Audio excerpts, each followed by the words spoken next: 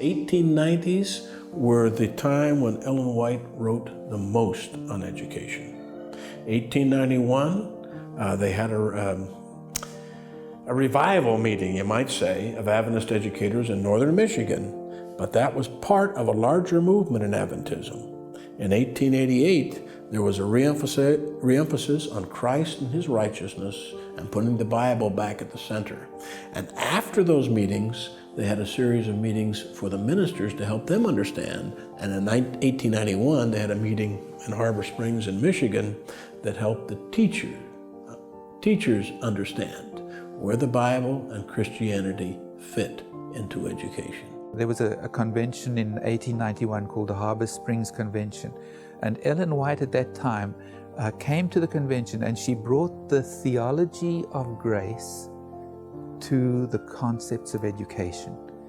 And in doing that, she gave a thrust, a power, a motivation to what we do in education, with this understanding that we can't separate our theology and our educational system. And so for me, Ellen White brought this all together. I think this affected education in that the events of this conference made clear even to Ellen White and those who were speaking with her to this issue of faith versus law keeping, made even clear how crucial this was as the center of everything that we do. Faith in Jesus and the knowledge of God and knowing God should be the center of education. And so all these other things that we had been distracted with, the Greek classics, learning about ancient Rome, etc., those aren't the center. Those are the things that should be the little things in the picture with the cross of Christ center. The same goes for health and publishing. In the ways that we care for others, if Jesus is not the center of that, then it's not Adventist health. In what we publish, if Jesus is not the center of that, then it's not Adventist publishing. And so this passion, this change, it was almost like things took a turn at that time to say, no, it really is your relationship with Jesus. And I think that Adventist education and some of the other things that are particular to what we do have sort of turned and then they turn back. And there are people who come along to turn them back. And whenever people come along to turn them back to a saving relationship with Jesus and focusing on our faith, there will always be, as there were with Battle Creek College, some who disagree. And they disagree enough that perhaps they leave the endeavor. It's the way people make choices. But we must always be moving back to this idea that education at its core is restoring the image of God in us because we believe that Jesus died for our sins.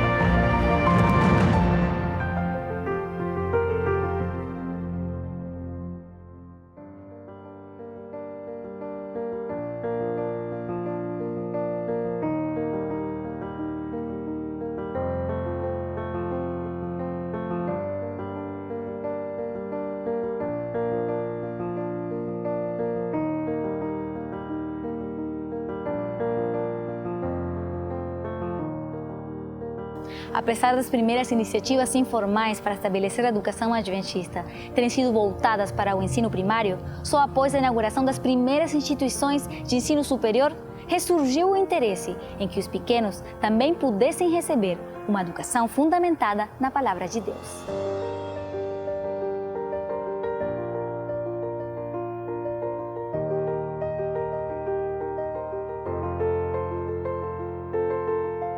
The earliest Adventist primary institutions failed, 1850s, 1860s. But by 1870s, we had a need for training of mature workers, so we developed colleges, and that spread up to the 90s. But when Ellen White was in Australia, she found something she did not find in the United States. Namely, in Australia, they had compulsory education. In other words, children must be in school by the age of 6. The government said they had to go to school. And so she said,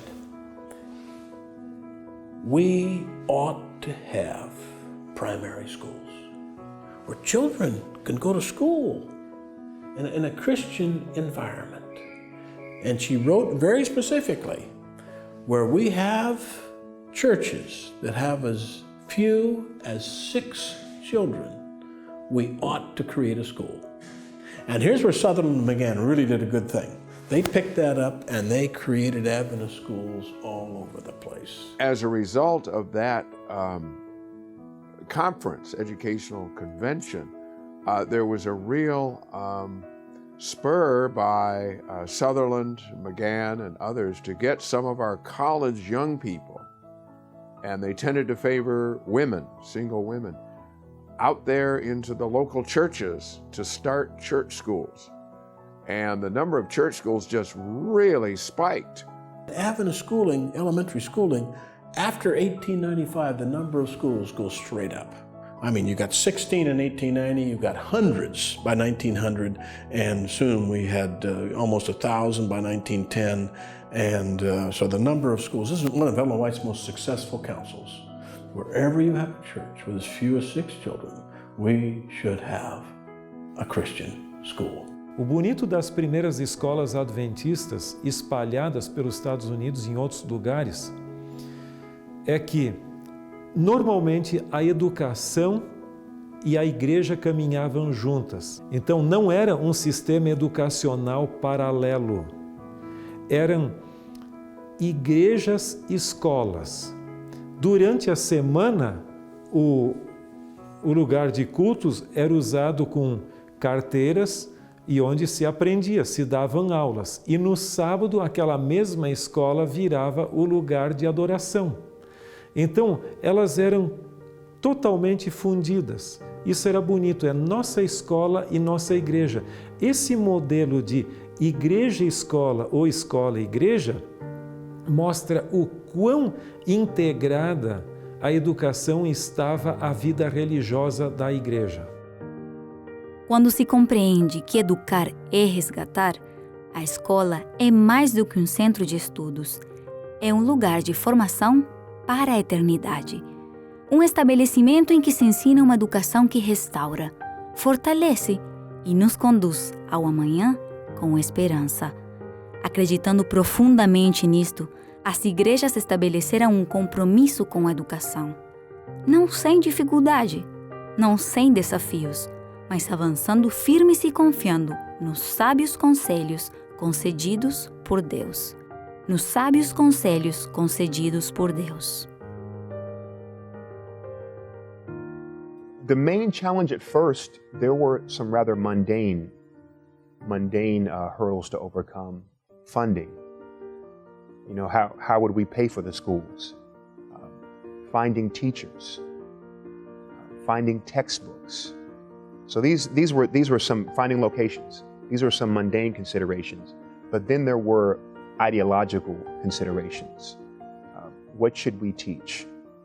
And how are our schools different from others?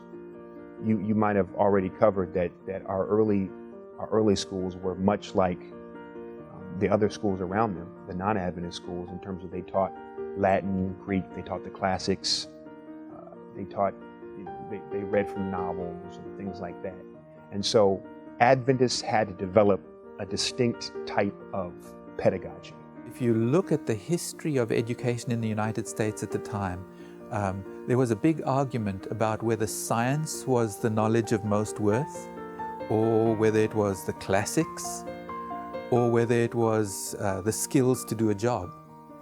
And Ellen White comes along and she says, science is important, and the skill to do a job is important.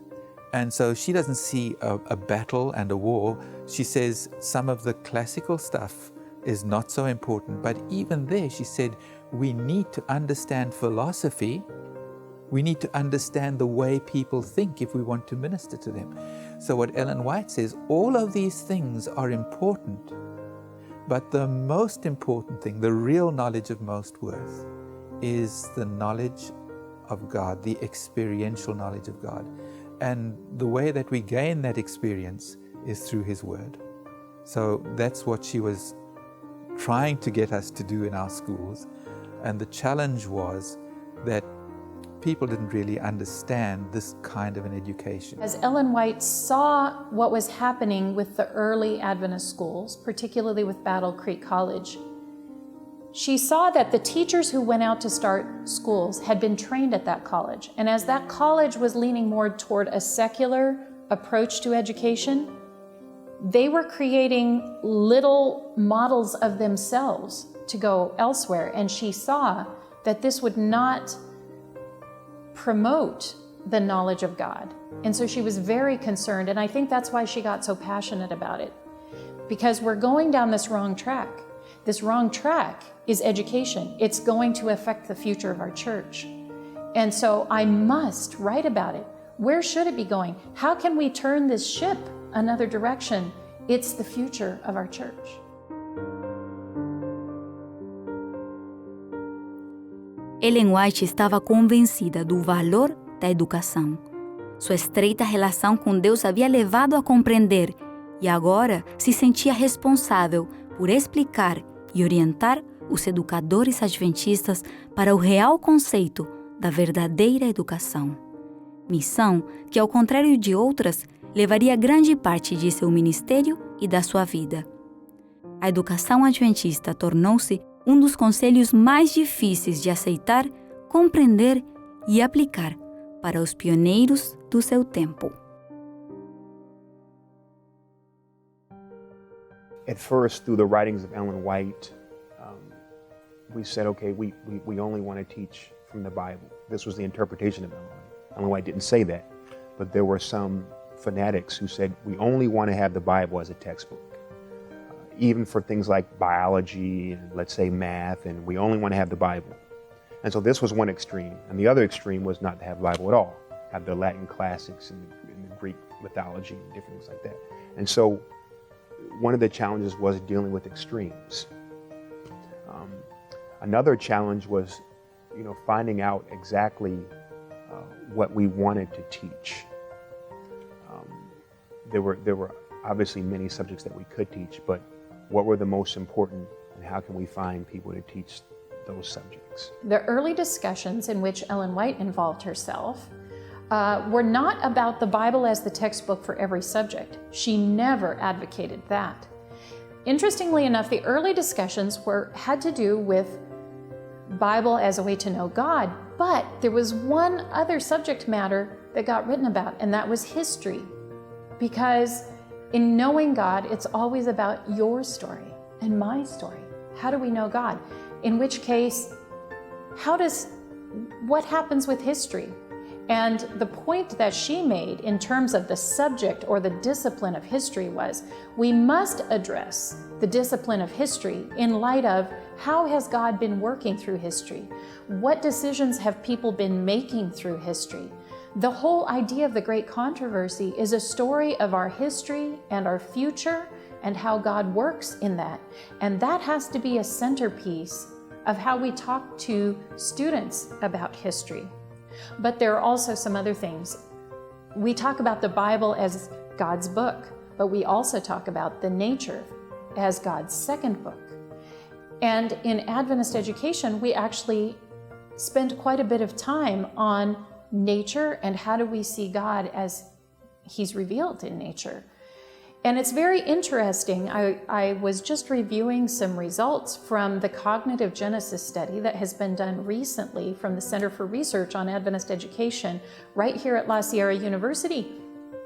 And it shows that our students who go through their education integrating things of God with things of science, which is not typical in secular education, actually have a higher ability on the tests of science than do students who are in public school. So the emphasis on the things of God not only doesn't hurt these students when they're studying science, but they actually do better as they look at God's second book, and as they are thinking about science, they're also thinking about God. It's that kind of integration of learning and faith in history, in science, and in the other subjects that makes such a difference. Como adventistas, debemos recapturar o reentender la cosmovisión bíblica. Y desde ese ángulo, entonces acercarnos a las materias que nos toca enseñar. Hacer las conexiones naturales, hacer las preguntas que surgen de la materia. O sea, hay que ser cuidadoso.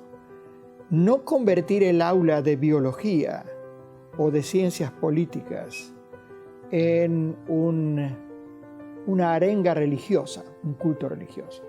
No, yo quiero enviar a mi chico para que aprenda bien matemáticas, o música, o historia, o literatura, o composición, etc. Quiero que aprenda bien eso, pero quiero que lo enmarque en la cosmovisión bíblico-cristiana. Que piense, para decirlo así, que aprenda a pensar cristianamente. One of the most important things about helping to train young people is to help them to understand that the Bible and, of course, a knowledge of God is the foundation of all education. And that is what Seventh-day Adventist education is all about. Helping young people to understand a fundamental truth that God must be first in their lives, and that everything else fits into this incredible scheme of things. And that's why Seventh-day Adventist teachers are so important, people who are dedicated to the Lord, because they are building the characters of young people for the future here on this earth, and certainly for eternity. A educação é a tarefa mais nobre que pode ser confiada ao ser humano. Participar da formação física e social das gerações futuras e instruí-los em inteligência e sabedoria. Inteligência nas diversas áreas do conhecimento. Sabedoria, que só vem da palavra de Deus. E como parte da pedagogia é facilitar o aprendizado, são as ferramentas que o professor utiliza, as que poderão reduzir ou ampliar a sua influência, para que seus alunos possam manter ou ignorar o que foi aprendido. At first, there wasn't too much authorship of textbooks during the 19th century. That happens more in the early 20th century. Now we might find some exceptions, but they were tending to use materials that were already published by others and adapting them. There were some elementary school teachers that actually started writing their own textbooks because they couldn't find textbooks out there in the field that integrated the Bible with whatever subject it was they were teaching. They didn't exist. Alma McKibben is one of the earliest ones. She actually typed up on her typewriter some of her early textbooks and then took shoestrings, punched holes in the manuscript and tied them together as kind of an early primitive textbook for her own students out in California. So there weren't many to go to use at this time, textbooks.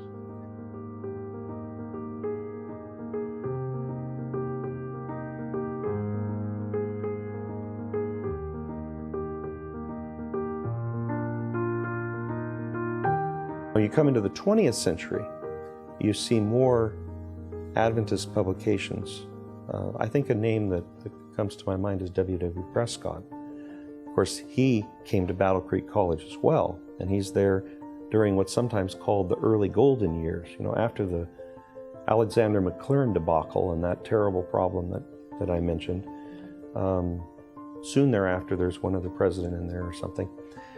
Little John, I think, kind of tides it over. But W.W. Prescott comes in, and he becomes the president there for several years. and the school enrollment grows dramatically. And although they haven't yet moved away from classics, there is a real attention to proper education. And then he, in later years, would be very much in the forefront of Adventist education and would encourage and also himself even author some textbooks that would be used. Were they all taking us back to the Bible? Some. I think that the ones certainly published by our presses were more message-centered.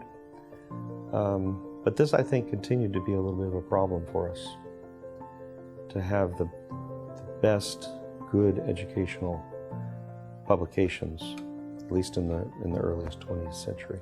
There was a time when Adventists provided most of their own material, but there were not Adventist textbooks early on. This is a rather new phenomenon, although some things were done back during the early days. You know, our publishing work got started before education, so there was something. But we did not have a Seventh-day Adventist textbook company or organization. And so over the years, most of our years in education, we have had to draw on what we would call secular textbooks. And so there were all kinds of ways of approaching those. Sometimes we just purchased those directly from the publisher as they were. And I can remember, because at one time I was a teacher in church school, I can remember that we were told, just skip certain chapters, such as chapters in science on evolution. Just skip those and do the rest. And then there was a movement among many of us who felt, no, we should not just skip those. We should teach our young people how to deal with those. And so, for example, on evolution, just for example, I would have my students take assignments and questions from me, take those home and use Ellen White's writings, the Bible, sit down with their parents and work through those questions and issues and talk about why we believe what we believe, why we reject what is said in this book or that book. Because at some point they had to make decisions, and we wanted them to be able to do that. Then along the way we developed some supplements to those other textbooks. So sometimes we could skip those chapters, but we had replacement chapters that dealt with the material from an Adventist perspective. And then finally we started to publish our own textbooks, and now that is rather common all over the world.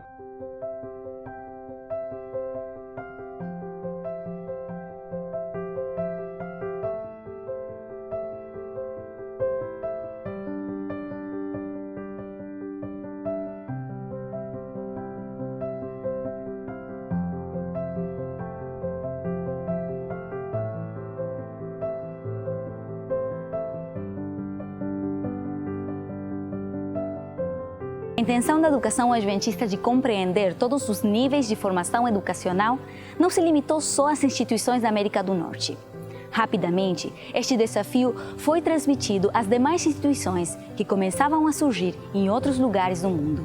E assim, a educação adventista foi crescendo e tomando forma, assemelhando-se cada vez mais à extensa rede educativa que conhecemos hoje.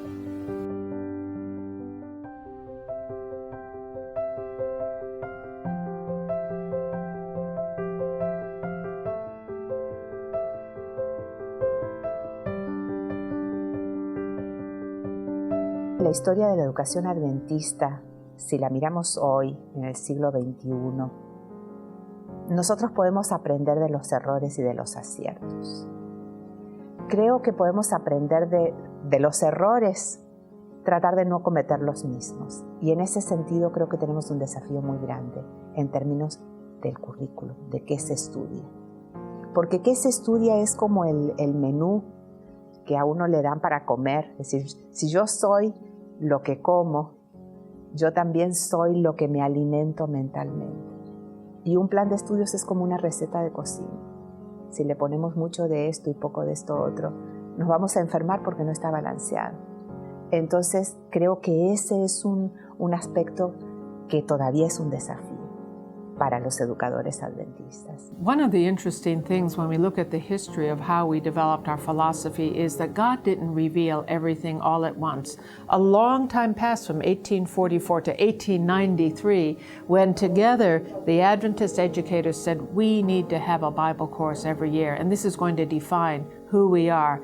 And that's how God still works today. He works with people. He doesn't force us, and it's by working and consulting together and studying the Bible and coming to a studied position that we can collaborate globally. I think the most important lesson we can learn is that education and learning how to educate in the best possible way is always a process. We don't start out perfectly. It's all an experiment, and we try to do the right thing.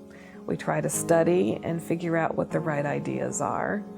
We try to pay attention to God's will, but we don't start out perfectly. We learn, we make mistakes, we learn some more, and we make adjustments, and we keep moving toward the best possible integration of our beliefs and our educational system. Around the world, you will find that Bible has a central role. And the Bible is just not a source of information like any other source, but it is a source of revelation that guides all of life and sometimes even rebukes us and calls us to change our way. That's something that makes Adventist education unique. The Bible has a preeminent role, and in many of the logos that you see around the world, you'll see that there will be often a triangle with mind, body, and spirit, and somewhere in that image there will be a picture of the Bible, because the Bible has a defining role.